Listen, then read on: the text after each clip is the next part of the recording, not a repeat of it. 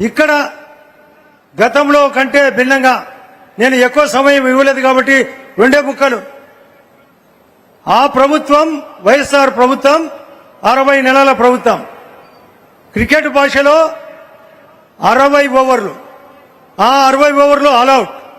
అంతకంటే భిన్నంగా ఇప్పుడు ఈ ప్రభుత్వం, మన ప్రభుత్వం, కూటమి ప్రభుత్వం వచ్చినాక 24 నెలల్లో మోడీ గారి సహకారంతో అంతకంటే ఎక్కువ స్కోర్ కొట్టిన విషయం మీకు నిజమైతే గట్టిగా చేయి బిగిలించి చేయెత్తాలని కోరుతున్నా.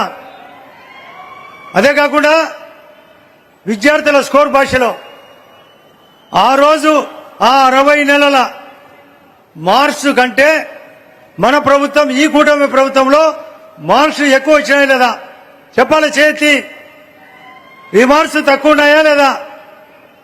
అదే కాకుండా గౌరవ మోడీ గారు విశ్వగురువు, విశ్వకర్మ ప్రవేశపెట్టిన వ్యక్తి, 100 సార్లు విదేశీ పర్యటన చేసినాడు.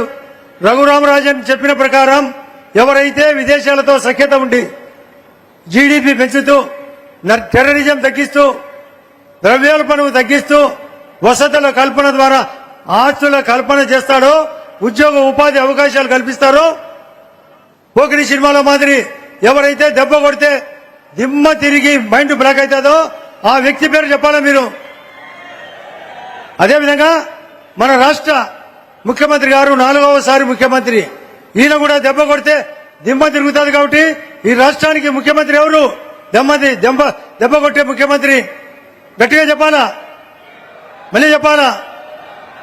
ఈ పరిస్థితులు ఉన్నాయనే విషయం వాస్తవంగా జగన్మోహన్ రెడ్డికి బుద్ధి చెప్పాల్సిన అవసరం ఉందనే విషయం మీరు హృదయపూర్వకంగా ఒప్పుకుంటారా లేదా? 2 చేతులు బిగించి చెప్పాలా? మేము ఆ జగన్కు చెప్తాం.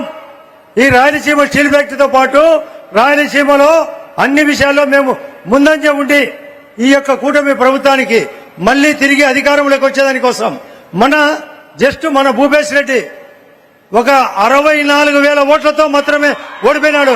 భూపేశ్ రెడ్డికి తిరిగి అవకాశం ఇవ్వాల్సిన అవసరం ఉందా లేదా చెప్పాలి గట్టిగా. ఎన్ని విషయాల్లో సంక్షేమం బీజేపీ పాలిత రాష్ట్రాల కంటే ఎక్కువ సంక్షేమం ఉండేది ఈ రాష్ట్రంలో. 4,000 పెన్షన్, 6,000, 10,000, 15,000 రూపాయల పెన్షన్. అది కాకుండా అన్ని రంగాల్లో నిన్ననే గౌరవ ముఖ్యమంత్రి గారు పవన్ కళ్యాణ్ గారు కోడూరులో చెప్పినారు ఒక విషయం. హైయెస్ట్ పంచాయతీరాజ్ డిపార్ట్మెంట్ గాని, గ్రామీణ ఉపాధి గాని మిగతా రాష్ట్రాల కంటే ఎక్కువ, రోడ్లు ఎక్కువ, త్రాగునీరు ఎక్కువ, జలజీవన్ మిషన్ ఎక్కువ, అమృత్ మిషన్ ఎక్కువ, హౌసింగ్ ఎక్కువ. 7 కోట్లు గౌరవ ప్రధానమంత్రి గారు ఈ రాష్ట్రానికి ఇస్తే మన రాష్ట్రానికి 25 లక్షల ఇళ్లు, ఇప్పటికే 5 లక్షల ఇళ్లు పూర్తి చేయడం జరిగింది. టిడ్కో పూర్తి చేయడం జరిగింది. ఎన్టీఆర్ హౌసింగ్ రన్నింగ్లు ఉన్నాయి ప్రతి ఒక్క విషయంలో. అదే కాకుండా పవర్ దేశంలో 450 గిగావాట్ల కరెంట్ ఉంది ఇప్పటికీ. ఇదే గౌరవ ప్రధానమంత్రి గారు మరొక 550 గిగావాట్లు ఈ దేశానికి అందిస్తే మన వాటా 160 గిగావాట్లు. అందులో మన జమ్మలమడుకు 20 గిగావాట్లు. 1 గిగావాట్ అంటే 1000 మెగావాట్లు. అంటే మన జమ్మలమడుకు 20,000 మెగావాట్లు. ప్రక్కనే ఆర్టీపీపీ ఉంది. ఈ బాణకొండల్లో సోలార్ ఉంది, పంపుడు సోలార్ ఉంది, విండ్ పవర్ ఉంది. కాబట్టి మన జమ్మలమడుగు దేశంలో ఒకటి కాబోతున్నది గౌరవ ముఖ్యమంత్రి గారి ఆధ్వర్యంలో. దీనికి హృదయపూర్వకంగా మన జమ్మలమడుగు బాగుపడాలని, మన కడప జిల్లా బాగుపడాలని, మనకు అతనికి ఆ యొక్క పక్కనే ఉండే జగన్మోహన్ రెడ్డి ప్రతిసారి ఏదో ఒక విషయంలో మనల్ని రెచ్చగొట్టే అంశం. ఫస్ట్ అమరావతిని ఒప్పుకుంటాడు, ఆ తర్వాత అమరావతి వద్దు 3 రాజధానులు అంటాడు. లేదు ఇప్పుడు గన్ను జగను మావిగన్ అంటాడు.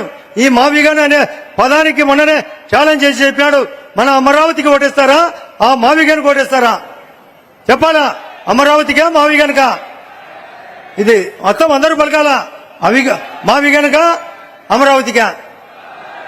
ఇది మన రాయలసీమ. మన ఇప్పుడే జిందాల్ గారు మాట్లాడినప్పుడు మనలో రాయి ఉంది, గట్టి రాయి ఉంది, గట్టి సంకల్పం ఉంది, ఈ ఉక్కు సంకల్పం ఉంది, మన మనసు ప్రేమ ఉంది. కానీ అటువంటి దరిద్రుడైతే ఉండకూడదు. అతను వివేకానంద రెడ్డి గారిని అతనే స్వయంగా చంపించి మేము చంద్రబాబు నాయుడు గారు చెప్పినట్లు మేము పోయి చంపినట్లు. ఇటువంటి వ్యక్తి అవసరమా ఈ రాజకీయాలకు? చెప్పాలా వద్దనే విషయం చెప్పాలా గట్టిగా చెప్పాలా ఎన్ని రోజులు ఇట్లా నా మీద పర్సనల్ గా కోరిక